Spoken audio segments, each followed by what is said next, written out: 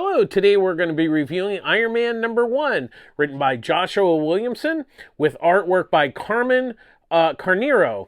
The synopsis here is Iron Man was a once-in-a-lifetime hero. Once he was at death's door and created the Iron Man armor.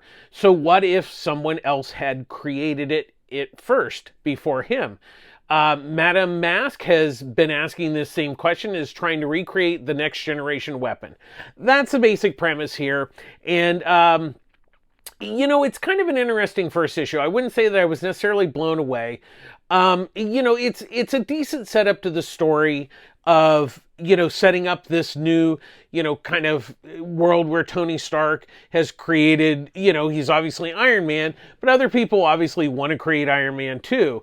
And, with Stark Industry and its vast resources, he's always trying to keep on top of it by creating new versions of Iron Man and new, ways the suit will work.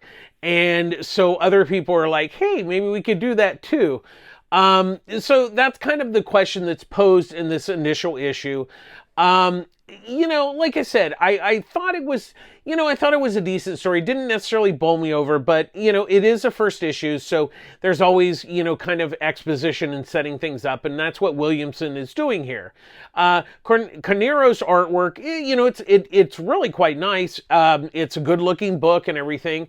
Like I said, it's hard in this case to judge it on just this first issue because it's really setting up, a bigger story that you can see as long. And there's some reveals at the end. It's like, oh, okay, I see where Williamson is kind of going to take this story. But, once again, you look at the first issue and I'd say, I think it's worth reading. I think if you're an Iron Man fan, you're going to enjoy it. It's got a lot going for it. I think we're just going to have to see where, kind of goes after this first issue. That's going to be the big key to this storyline, or at least this first story arc that Williamson is doing. But like I said, I think it's worth checking out if you're an Iron Man fan. The good thing is if you haven't read previous, incarnations or the recent stories, that's fine. This is, the good jumping on point for this book. So I would say, if you're interested, check it out. Like I said, I wasn't necessarily bowled over, but I see promise in the book. So what did you think? Did I miss anything in the review?